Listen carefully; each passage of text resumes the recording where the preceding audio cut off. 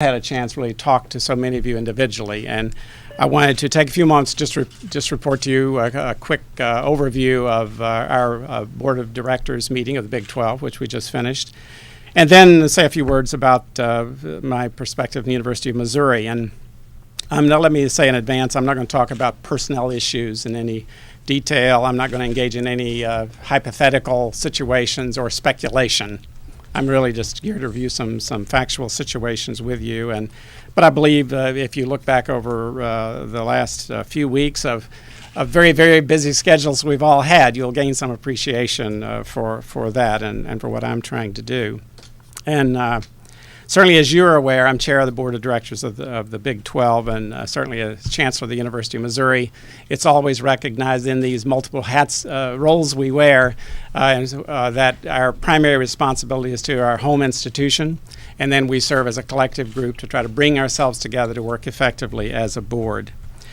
You are aware, I believe you have, the statement made by our Commissioner Dan Beebe. We have reached as a conference and a mutual agreement with Dan Beebe for him to step away as commissioner of the Big 12, and I want to just take a moment to wish Dan and his family the very best in all that they do into the future, and to thank him. And I express the feelings of the board of directors of the Big 12. Dan has always demonstrated a total commitment to the best interests of the Big 12. No one has ever doubted that. His energy and skill in every dimension of what he has done has been exemplary. His negotiation of a media contract that really positioned the Big 12 and our members to be nationally recognized is something we're very proud of, and I know that Dan is very proud of that accomplishment. He on behalf of the board members, let me just say we wish him the very best. The board has engaged Chuck Ninus as interim commissioner of the Big 12. I know many of you do know him.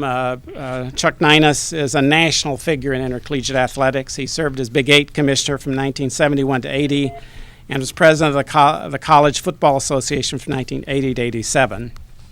So with Commissioner Beebe stepping aside, the engagement of Chuck Ninus as interim will enable us to go forward as a conference, certainly functioning very effectively as we look to the future. That were recommended to us. We asked Chuck Ninus to be a consultant in our search for our athletics director and head football. That's Oklahoma. That needs to be off here. I can recognize David Boren's voice. And so their timing is perfect, it sounds like. He just announced what I just announced. This evening, our board affirmed its intention to pursue the granting of media rights, that's first and second tier media rights, for a period of 6 years in order to position ourselves in a dynamic media market nationally. So that was a specific action the board took this evening. Our board also reactivated our expansion committee, and that's an expansion committee of athletic directors and commissioner and chancellors and presidents to look at the expansion issue and bring recommendations back to the board.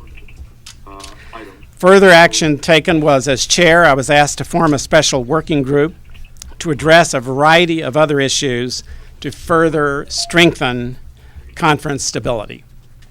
And we agreed not to be discussing any specific issues this evening, but to simply recognize that there's a number of steps we need to take. There's work to be done, and we will appoint a special working group to very expeditiously address those and bring those to the board for continuing to pursue work that really had begun prior to the discussions over the last few weeks with the Pac-12 and so forth. So the Big 12 itself is an ongoing entity and activity that represents intercollegiate athletics for Big 12 institutions. We had recognized earlier that there was some significant work we needed to do in a number of critical areas. Some have been reported on publicly, others have not. This evening we have said let's just form a small working group to get at this task and bring recommendations back to the board. So that will be occurring as we look to the future. Let me just say now in a very general way, as Chancellor of the University of Missouri, I'm very proud of the brand and the quality of program we have here. And at the University of Missouri, our principal responsibility is to those 500 plus student athletes that represent us in so many ways. We're very proud of our alumni and our Tiger fan base that's proved to be just extraordinarily strong and brave in so many ways, and a tremendous voice for what's the best about the University of Missouri. And we'll be continuing to work with our conference on a variety of important issues as we look at our bylaws, operational procedures, as the special committee gets in place. And I just want to thank also the tremendous support we have had from fans and alumni across the country. Here at the University of Missouri, as you know, we focus on three very important values in Mizzou athletics: academic integrity, social responsibility, and competitive success. And we intend to move forward in every way as the flagship university and for the state of Missouri.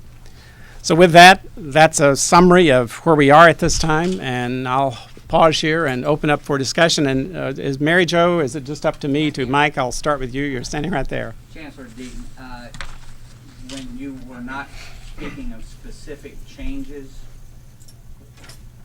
your fans, the people that are listening to you, the media, the obvious question is, why should we believe that the Big 12, which hasn't been able to get along for a couple of years minimum, will get along without the public knowing the specifics? And what changes are made?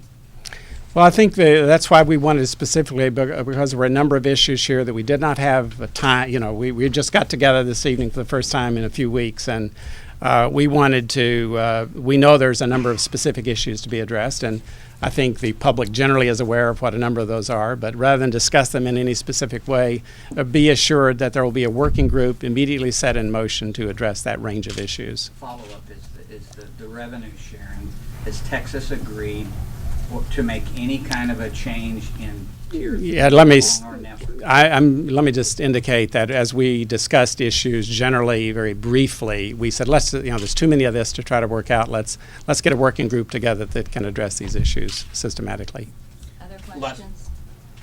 Last summer, when this all kind of came to a head, we very quickly had 10 statements saying we're committed to the Big 12. The University of such and such will remain in the Big 12 for the foreseeable future.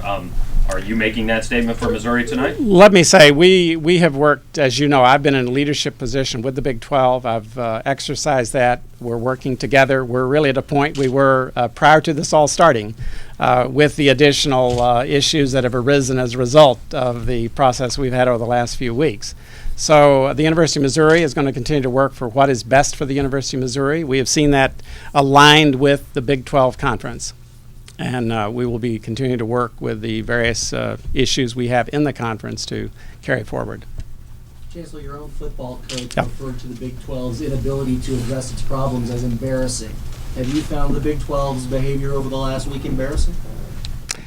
Oh, I wouldn't use the term embarrassing. I do understand that term, let me say. And Coach Pinkle and I had a real good discussion today, let me say. And I value Coach Pinkle in every way, and particularly when he's up against the Oklahoma Sooners, which we're going to be cheering for him on Saturday.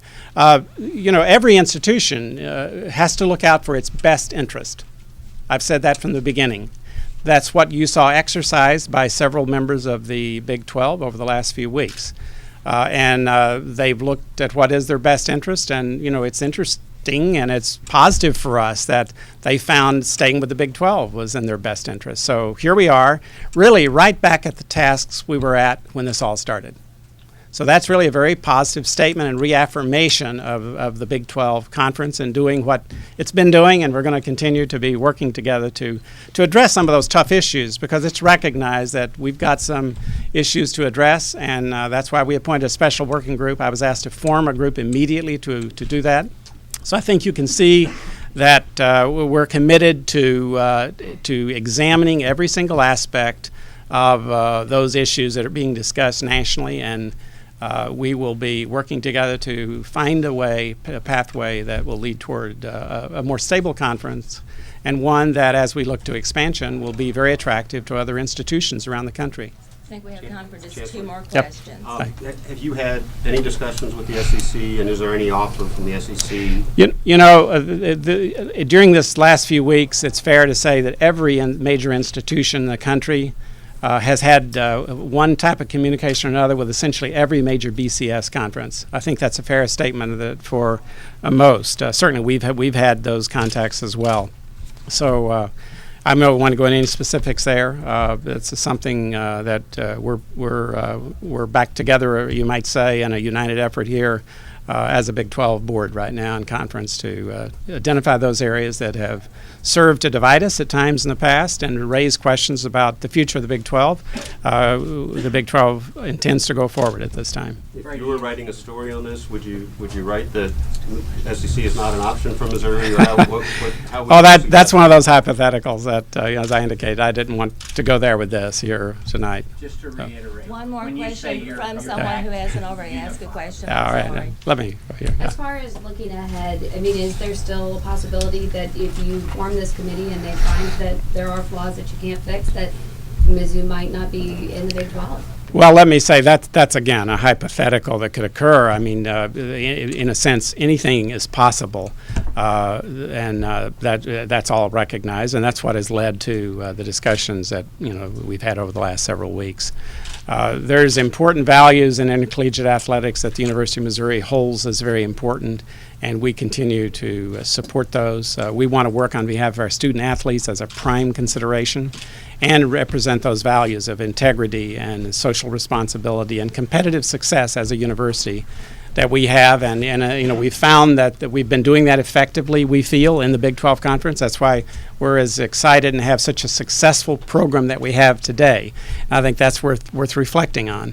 We're where we are in the best era of intercollegiate athletics in Missouri's history. So that says a lot about where we are, where our fan base is, and the conference that we're in as well. Chancellor Thank you all very another much. commitment, Appreciate it. So thank you all very much for coming. We appreciate it. Thanks. The voice held out there. Thank you all very much. And if Oklahoma heard all this, then that's fine too, but we didn't get to hear all of theirs. Again, thank you all very much. And really, I was trying to summarize the specifics, so there really aren't any more specifics to deal with at this time. So that's why I just wanted to give you that. And clearly, as you watch over the next few weeks, you'll hear other things emerging from discussions with the Big 12 board.